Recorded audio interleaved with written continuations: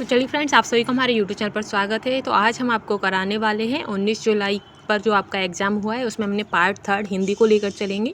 तो हिंदी के जो भी क्वेश्चंस आपके आए हैं और जिनके पास हिंदी सब्जेक्ट रहा है तो उनके लिए ये है, ठीक है। तो इसमें आपके हम पैराग्राफ रहेगा, तो पैराग्राफ में हम स्टार्ट करेंगे, ठीक है। तो इसमें जो हमारा पहला ही क्वेश्चन है, आपका पहला क्वेश्चन है कि परिवर्तन के दौरान का दौर का परिदृश्य क्या है। तो जो परिवर्तन के दौरान का जो परिदृश्य होता है वो आपका ज्ञान होता है। तो ऑप्शन सी करेक्ट हो जाएगा, ठीक है।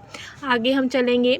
अरे हमारा 71 तो रह ही गया था। फिर है कि कौन परिवर्तन के दौर से गुजर रहा है। तो परिवर्तन के दौर से आपका कौन गुजर रहा है, तो पूरा विश्व गुजर रहा है, ठीक है। आगे आएगा आपका 73 का कि वैज्ञानिक और तकनीकी विकास का क्षेत्र क्या है। तो वैज्ञानिक और तकनीकी क्षेत्र का जो विकास है वो आपका बिग डेटा, मशीन लर्निंग और आर्टिफिशियल इंटेलिजेंस है। तो ऑप्शन बी आपका करेक्ट हो जाएगा।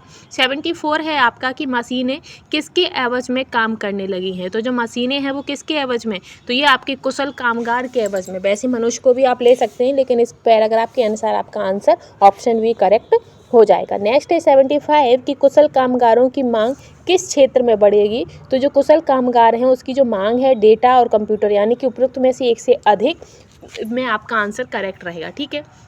नेक्स्ट रहेगा 76। तो 76 का जो आपका आंसर है वो ऑप्शन बी करेक्ट रहेगा, ऊर्जा, भोजन, पानी व स्वच्छता आदि के लिए। तो जो हमें नए रास्ते खोजने होंगे किसके लिए, तो ऑप्शन बी करेक्ट है, ठीक है।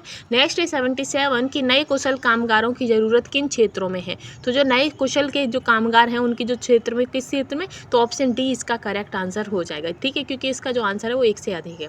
आगे रहेगा 78 कि महामारी को रोकने के लिए आवश्यक है। तो महामारी को रोकने के लिए क्या आवश्यक है, तो आपका आंसर हो जाएगा ऑप्शन बी यानी कि संक्रमण। ऑप्शन बी करेक्ट है, ठीक है। नेक्स्ट है आपका 79 कि भारत कैसा देश बनने की दिशा में अग्रसर है। तो जो हमारा भारत देश है वो आपका ऑप्शन ए यानी कि विकसित देश बनने के लिए अग्रसर है। आगे है 80 क्वेश्चन कि 3 सबसे बड़ी अर्थव्यवस्थाओं में से एक बनने की ओर अग्रसर है। तो कौन, भारत है, ठीक है। ऑप्शन ए करेक्ट है, ठीक है। और ये जो सीरीज़ है आपकी हिंदी की है। अब नेक्स्ट आपका पैराग्राफ ये आपका आ रहा है, आप देख सकते हैं 81 से आपके 85 तक पैराग्राफ से संबंधित क्वेश्चन है, जिसमें पहला ही आपका रहेगा 81 कि बंकिम चंद्र चटर्जी के समय यंग दर्शन पत्रिका का उद्देश्य क्या था। तो यंग दर्शन के जो थे वो उसका उद्देश्य था, ऑप्शन सी आपका करेक्ट हो जाएगा, साहित्यिक द्वारा सामाजिक प्रगति। 82 है आपका कि रविन्द्रनाथ टैगोर ने अपने लेख में गोरों का विरोध कब किया था। तो गोरों का जो विरोध है वो उन्होंने कब किया था ये हमें बताना है। तो इसका जो आंसर रहेगा वो ऑप्शन ए करेक्ट हो जाएगा, ठीक है। जब गोरों द्वारा दक्षिण अफ्रीका की बोअर जाति की हत्या की गई थी तब उन्होंने विरोध किया था। तो ऑप्शन ए करेक्ट है। नेक्स्ट 83 कि जनगण मन अधिनायक के जो राष्ट्रगान बनाने का कारण क्या था। तो राष्ट्रगान बनाने का जो कारण था वो ऑप्शन बी है कि इस कविता में व्याप्त देश प्रेम की सच्ची अनुभूति थी, इसलिए इसे राष्ट्रगान बनाने का कारण बना था, ठीक है। फिर है 84 आपका कि रविन्द्रनाथ टैगोर ने वंग दर्शन पत्रिका का पुनः प्रकाशन कब किया था। तो पुनः प्रकाशन इसका आंसर इसमें नहीं है, ठीक है, ठीक है। और ये तो सब इसकी विशेषताएं होती हैं, लेकिन इसका आंसर नहीं, और इसका जो ऑप्शन डी रहेगा, ठीक। आगे है 85 कि रविन्द्रनाथ टैगोर की साहित्यिक कृतियों का उद्देश्य क्या है। तो रविन्द्रनाथ कृतियाँ जो हैं उनका जो साहित्यिक उद्देश्य है आपका ऑप्शन सी, मनुष्य अपनी निम्न प्रवृत्तियों का त्याग समाज का उपयोगी सदस्य बनने में करता है, ठीक है। आगे रहेगा आपका 86 की किस मिट्टी से देह बनी है। तो किस मिट्टी से देह बनी है, तो वो आपकी भारत की मिट्टी से बनी है, ठीक है, भारत माँ की मिट्टी। नेक्स्ट आगे चलेंगे हम इसी में 87 कि किसका निर्मल जल पीने का उल्लेख है। तो किसका, भारत की नदियों का या गंगा। तो गंगा का जो जल है वो पीने योग्य है, ठीक है। आगे है 88 कि किसकी कोख से जन्म लेने की बात कही गई है। तो भारत भूमि से, किससे, भारत भूमि या सरस्वती। तो इसका जो आपका आंसर रहेगा सरस्वती की भूमि से जन्म लेने की बात कही गई है, ठीक है। आगे रहेगा आपका 89 कि किसी भी काम को करते हुए किसकी उपासना की बात कही गई है। तो जब हम किसी भी काम को करते हैं तो सावित्री माँ, ठीक है, क्यों आपको पता ही होगा जो हमारा गायत्री मंत्र है उसे ही हम सबसे ज़्यादा बोलते हैं। तो 90 का आंसर जो आपका रहेगा ऑप्शन ए हो जाएगा। 91 है कि प्रयोगों के आधार पर सर्वनाम के कुल भेद हैं। तो सर्वनाम के कुल भेद कितने हैं, जल्दी से बताइएगा। ये तो सबका आंसर करेक्ट रहा होगा, ऑप्शन सी करेक्ट है, 6। 92 है कि सर्वनाम का रूपांतर किस दृष्टि से होता है। तो सर्वनाम का जो रूपांतर है वो ऑप्शन ई इसका करेक्ट हो जाएगा, ठीक है। आगे है 793 की विशेषण के भेदों के वर्गीकरण का आधार क्या है। तो वर्गीकरण का जो आधार है वो गुण, संख्या और परिणाम है। ठीक है, तो ऑप्शन बी करेक्ट है इसका। नेक्स्ट है 94 की हिंदी में कारक कितने प्रकार के होते हैं। तो हिंदी में जो आपके कारक हैं वो 6 की 7 की 8, तो 8 प्रकार के होते हैं और संस्कृत में 6।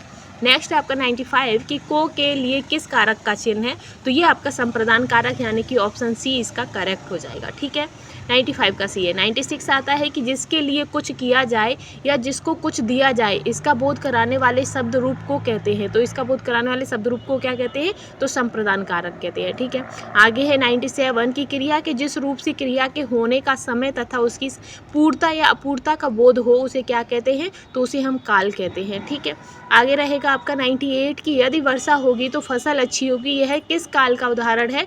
तो ये जो आपका उदाहरण है ये आपका भविष्यत काल का है यानी कि ऑप्शन ये करेक्ट हो जाएगा। ठीक, 99 है जब दो शब्द समास युक्त होकर किसी तीसरे शब्द का विशेषण बन जाते हैं तो क्या कहते हैं, तो बहुब्रीहि समास हो जाता है। 100वां क्वेश्चन है आपका कि निम्नलिखित में से गुण संधि का उदाहरण कौन सा है। तो गुण संधि का जो उदाहरण रहेगा वो आपका कौन सा हो जाएगा, तो आपका ऑप्शन सी हो जाएगा महोत्सव। ठीक है, 101 है आपका, तो 101 का जो आंसर रहेगा इसमें आपका संधि परिवर्तन से संबंधित है और ये जो ऑप्शन उदाहरण है आपका ऑप्शन सी यानी कि वृद्धि संधि से संबंधित है। ठीक है, आगे हम बढ़ेंगे 102 की सौजन्यता, उज्ज्वल, भ्रातागण उपरोक्त शब्दों का शुद्ध रूप कौन सा है। तो जो सौजन्य तो ऑप्शन सी इसका करेक्ट हो जाएगा। ठीक है, उज्ज्वल, भ्रातगण और उपयुक्त। ठीक है, आगे हम बढ़ेंगे 102 के बाद आपका आएगा 103 कि मैं अपनी बात का स्पष्टीकरण के लिए तैयार हूँ। तो मैं अपनी बात के लिए स्पष्टीकरण के लिए तैयार हूँ, तो ऑप्शन सी इसका करेक्ट है। ठीक है, ऑप्शन सी। आगे हम बढ़ेंगे, आगे रहेगा आपका इसमें 104, तो निम्नलिखित में से सर्प का पर्यायवाची नहीं है। तो सर्प का पर्यायवाची क्या नहीं है, रजनीचर। ठीक है, आगे हम चलेंगे तो ऑप्शन ए इसका करेक्ट है। आगे रहेगा आपका 105 है कि तुम्हारी जेब खाली है। इस वाक्य में जेब का लिंग क्या है। तुम्हारी जेब खाली है, तो जेब भरी है कि खाली है, तो इसका स्त्रीलिंग हो जाएगा। ठीक है, आगे है 106 की बूंद बूंद से घड़ा भरता है। इस वाक्य में भरता कैसी क्रिया है। तो जो भरता है ये आपकी कैसी क्रिया हो जाएगी, जल्दी से बताइए। तो ये आपकी अकर्मक क्रिया है। ठीक है, नेक्स्ट 107 की क्रिया के उस रूपांतर को कौन सा वाच्य कहते हैं जिससे वाक्य में कर्ता की प्रधानता का बोध होता है। तो कर्ता की जो प्रधानता का बोध है वो आपकी कृत वाच्य से होता है, तो ऑप्शन ए आपका करेक्ट हो जाएगा। ठीक है, 107 अब आएगा आपका 108 कि आकर्षण का विपरीतार्थ शब्द है। तो आकर्षण का जो विपरीतार्थ शब्द क्या है ये आपको बताना है। ठीक है, तो इसका जो आपका आंसर रहेगा वो हो जाएगा विकर्षण, ऑप्शन सी करेक्ट हो जाएगा। ठीक है, 108 का ऑप्शन सी। अब हम चलेंगे 109 पर कि आदि से अंत तक के लिए उपयुक्त शब्द है। तो क्या है, अधोपांत। ये आपके सभी आंसर करेक्ट हो जाएंगे। अधांत, अधतन, अधोपांत, ये तीनों ही आपके सही हैं। ठीक है, तो इसका आंसर ऑप्शन डी करेक्ट होगा। 110 है कि ऐसे शब्द जो पढ़ने और सुनने में लगभग एक से लगते हैं परंतु अर्थ की दृष्टि से भिन्न होते हैं उन्हें क्या कहते हैं। तो उन्हें क्या कहेंगे ये आपसे पूछा गया है। ठीक है, तो इसका जो रहेगा वो आपका ऑप्शन बी करेक्ट है। 111 है कि इनमें से कौन व्याकरणाचार्य नहीं है। तो कौन सी व्याकरणाचार्य नहीं है, तो राम विलास शर्मा। कौन नहीं है, पतंजलि पाणिनि। तो इसका आंसर आपका रामविलास शर्मा रहेगा, ऑप्शन सी। 112 है कि निम्नलिखित में से कौन सा सही है। तो इनमें से कौन सा सही है ये हमें बताना है। ठीक है, तो इसमें जो आपका ऑप्शन ए रहेगा वो करेक्ट रहेगा कि दो वर्णों के मेल को संधि तथा दो पदों के योग को समास कहते हैं। तो ऑप्शन ए आपका करेक्ट है। 113 कि ने विभक्ति किस कारक चिन्ह की है। तो जो ने विभक्ति है वो किसकी है, कर्ता ने या कर्म ने। जल्दी से बताइए, जल्दी। कर्ता ने। ठीक है, तो ऑप्शन बी इसका करेक्ट रहेगा। कर्ता ने करण को कर्म से संप्रदान के लिए, तो इस तरीके से आंसर इसका करेक्ट हो जाएगा। आगे रहेगा आपका 114 कि उच्छावास में कौन सा उपसर्ग है। तो उच्छावास में आपका उपसर्ग कौन सा रहेगा ये हमें पूछा गया है। तो इसका जो आंसर करेक्ट रहेगा वो ऑप्शन बी हो जाएगा, यानी कि जो उच्छावास है उसमें आपका उत उपसर्ग जोड़ा गया है। कौन सा उपसर्ग है, उत। तो ऑप्शन बी इसका करेक्ट है। 15वां क्वेश्चन रहेगा आपका कि किसी वाक्य में कर्ता और उसके विस्तार को कहते हैं। तो कर्ता और उसके विस्तार को क्या कहते हैं, तो उद्देश्य कहते हैं। ऑप्शन ए करेक्ट है। 116 है कि विशेषण के अंत में संस्कृत और हिंदी के तथित प्रत्यय के योग से कौन सी संज्ञा बनती है, तो वो आपकी भाववाचक संज्ञा बनती है। तो इसका आपका ऑप्शन ए सही है। 117 है कि दो अक्षरों के मिलने से तीसरे शब्द की रचना होती है। तो दो शब्द जब मिलते हैं तो तीसरा शब्द बनता है, तो संधि हो गया आपका। ठीक है, नेक्स्ट है 118 कि ऐसे शब्दों को जो संस्कृत और प्राकृत से विकृत होकर हिंदी में आए हैं उन्हें क्या कहेंगे। तो हिंदी में आए तो आपके क्या हो जाएंगे, तत्सम या तद्भव। तो तद्भव हो जाते हैं, अगर संस्कृत जैसे ही रहेंगे तो तत्सम। ठीक है, 119 है कि कर्मधारय समास का उदाहरण है। तो कर्मधारय समास का उदाहरण इसमें आपका ऑप्शन सी करेक्ट हो जाएगा, परमेश्वर। ठीक है, आगे रहेगा आपका 120। तो अर्थ के आधार पर वाक्य के कितने भेद हैं, तो अर्थ के आधार पर जो वाक्य के भेद होते हैं वो आपके कितने होते हैं, 8 होते हैं। तो ऑप्शन बी करेक्ट है। 121 रहेगा आपका कि जिस वाक्य में एक से अधिक प्रधान वाक्य हों उन्हें क्या कहते हैं, तो उन्हें आपका कहते हैं सरल, मिश्रित या संयुक्त। तो इसका आंसर आपका रहेगा ऑप्शन सी, संयुक्त वाक्य कहते हैं। 123वां क्वेश्चन पर हम चलेंगे कि विराम चिन्ह को कहते हैं, ये जो विराम चिन्ह लगा है ये आपका अर्ध विराम है। क्या है, अर्ध विराम। अल्प विराम तो आपका कॉमा हो जाता है। ठीक है, तो ये आपका अर्ध विराम हो गया, तो ऑप्शन बी आपका करेक्ट है। ठीक, नेक्स्ट रहेगा 123 कि अंधे के आगे रोए अपने नैन खोए। ये कैसा है कि अयोग्य से कहना, अपनी बात सुनने वाला नहीं है, तो अयोग्य से कहना ऑप्शन सी इसका करेक्ट रहेगा। ठीक है, 124 है कि बीती बातों की याद दिलाना। तो ये क्या है कि गड़े मूर्ति उखाड़ना, यानी कि ऑप्शन बी इसका आपका करेक्ट रहेगा, गड़े मूर्ति उखाड़ना, बीती बातों को याद दिलाना। ठीक है, ऑप्शन बी हो गया। आगे है 125 की वर्ड और अर्थ के मेल से बनते हैं। वर्ड और अर्थ के मेल से क्या बनते हैं, तो शब्द बनते हैं। ठीक है, तो ऑप्शन बी इसका करेक्ट हो जाएगा, 125 का ऑप्शन बी। 126 है कि यरा लावा किस तरह की ध्वनि है, तो ये आपकी अंतस्थ ध्वनियाँ हैं, यरा लावा। तो ये इसका आंसर जो रहेगा वो आपका ऑप्शन बी करेक्ट हो जाएगा। ठीक है, आगे हम बढ़ेंगे 127 पर कि निम्न में से नासिक के व्यंजन नहीं है। तो नासिक के व्यंजन जो आपका या है ये आपका नासिक के व्यंजन नहीं है, ना ओड़ा है। तो इसका आंसर आपका ऑप्शन ए करेक्ट हो जाएगा, या। ठीक है, 127 का ए। आगे बढ़ेंगे हम 128 की रहमन पानी राखिए बिन पानी सब सून, पानी गए न उबरे मोती मानिस चून। तो इस कौन सी शब्द युक्ति है इस उदाहरण में, तो कौन सी है जल्दी से बताइएगा। तो इसमें आपकी सी हो जाएगा, व्यंजना। ठीक है, व्यंजना इसमें युक्ति है। ठीक है, तो ऑप्शन सी इसका करेक्ट रहेगा। आगे हम चलते हैं 29वां, तो मुदित महीपति मंदिर आए सेवक सचिव सुमंत बुलाए। तो इसमें आपका कौन सा अलंकार है ये हमसे पूछा गया है, तो इसमें आपका अनुप्रास अलंकार है। नेक्स्ट है कि लघु और गुरु किसके अंग हैं, तो लघु और गुरु जो होते हैं वो आपके छंद के अंग होते हैं। ठीक है, लघु आपका एक मात्रा और गुरु पे आपकी 2 मात्राएं होती हैं। ठीक है, 131 पर अब हम चलेंगे। तो छंद कितने प्रकार के होते हैं, तो इसमें हमसे पूछा है कि छंद कितने प्रकार के होते हैं, तो छंद आपके 2 प्रकार के होते हैं। ठीक है,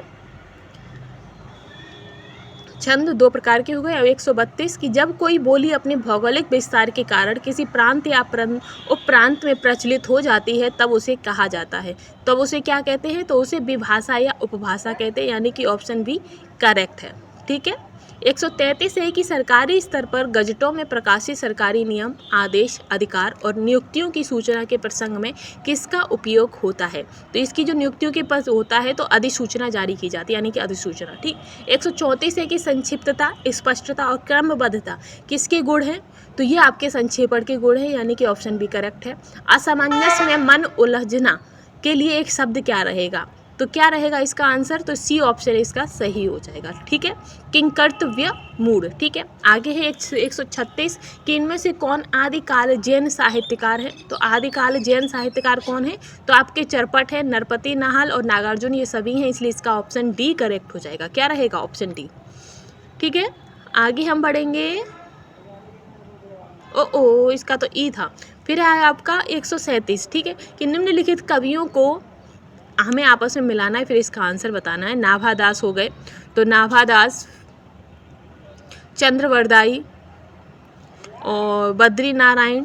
तो इसका जो आपका आंसर करेक्ट रहेगा वो ऑप्शन सी करेक्ट हो जाएगा। ठीक है, आगे हम बढ़ेंगे। ए का 3, बी का 1, सी का 4, ऐसे हो जाएंगे। 138 है कि निम्नलिखित रचनाओं को उनकी विधा के साथ सुमेलित कीजिएगा। यशोधरा, रश्मिरथी, बिहारी सतसई, रामचरित मानस। तो ये हमें आपको बताना है, विधा करना है। तो इसका जो आपका करेक्ट आंसर रहेगा वो ऑप्शन ए ही हो जाएगा। ठीक है, रामचरित मानस आपका महाकाव्य है और बिहारी सतसई आपका मुक्त काव्य है और रश्मि रथी आपका खंड काव्य, यशोधरा आपका चंपू काव्य। तो इसका ऑप्शन ए करेक्ट होता है। ठीक है। 139 है आपका कि निम्नलिखित उपन्यासों को उनके लेखकों के साथ सुमेलित कीजिए। तो ये लेखक दिए गए हैं, उनके साथ सुमेलित करना है। ठीक है। तो ऑप्शन बी इसका करेक्ट हो जाएगा। ठीक है। बी का पहला, ए का तीसरा, सी का चौथा और डी का दूसरा। आगे हम बढ़ेंगे। 140 है कि आचार्य रामचंद्र शुक्ल ने हिंदी साहित्य के इतिहास के आधुनिक काल का नामकरण किया है। तो क्या नामकरण किया है उन्होंने। फिर नेक्स्ट है कि 141 के इनमें से कौन पत्रकार के रूप में प्रसिद्ध है। तो पत्रकार के रूप में आपके श्याम सुंदर दास गणेश शंकर है। तो ऑप्शन सी करेक्ट हो जाएगा। ठीक है। 142 है आपका कि निम्नलिखित साहित्य में से इसमें हमें बताना है। तो इसका जो आंसर रहेगा 142 ही है, इसका जो आंसर रहेगा वो आपका ऑप्शन बी हो जाएगा। ठीक है। 142 का बी ऑप्शन। ठीक। 143 है कि निम्नलिखित समास को उनके उदाहरण के साथ सुमेलित कीजिए तथा सही कूट का चयन कीजिए। ठीक है। तो इसका जो सही कूट रहेगा वो आपका ऑप्शन सी करेक्ट रहेगा। ठीक। Option C, option C. ठीक है। अब आगे हम बढ़ेंगे 144। इसमें भी हमें मिलाना है कि अंग्रेजी के निम्नलिखित पारिभाषिक शब्दों की हमें बताना है और इसके आंसर बताने हैं हमें अकॉर्डिंग, तदनुसार। तो इसका आंसर और बेसिक प्ले। तो इसका जो आंसर रहेगा वो ऑप्शन सी करेक्ट हो जाएगा। ठीक है। ए का तीसरा, बी का चौथा, सी का दूसरा, डी का पहला। ठीक है। आगे है 147 की शाब्दी व्यंजना। ये आपका अभी आंसर कंफर्म नहीं है। फिर आता है 145 की निम्नलिखित लोकोक्तियों को उनके अर्थ के साथ सुमेलित कीजिए। अर्थ के साथ सुमेलित करना है। तो इसका जो आंसर रहेगा वो हो जाएगा ऑप्शन ए करेक्ट रहेगा। ए का दूसरा, बी का चौथा, सी का तीसरा और डी का पहला। ठीक है। आगे चलेंगे हम 146 में भी मिलाना है कि निम्नलिखित वाक्यों को अर्थ के आधार पर वाक्य के साथ सुमेलित करना है। ठीक है। तो हम खा चुके, उसने नहीं खाया, तुम क्या खा रहे हो। तो ऑप्शन ए इसका करेक्ट हो जाएगा। ठीक है। ऑप्शन ए ही इसका करेक्ट है। ओके। आगे है 147 शाब्दी व्यंजना कहाँ होती है। अरे ये तो हो गया था। तो इसका जो आंसर है वो आपका ऑप्शन बी हो जाएगा। ठीक है। जहाँ अनेकार्थ शब्दों का प्रयोग होता है। नेक्स्ट है आपका 148 कि नील परिधान बीच सुकुमार, खुला रहा मृदुल मृदुल अध खुला अंग, खिला हो ज्यों बिजली का फूल। तो इसका ऑप्शन बी करेक्ट था। 49 है तो 49 का जो आंसर रहेगा वो रहेगा, इसमें हमने छंद बताना है। तो इसमें जो छंद है आपका तो द्रुत विलंबित है। तो ए ऑप्शन इसका करेक्ट है। ठीक है। 150 है कि विभाग क्या है।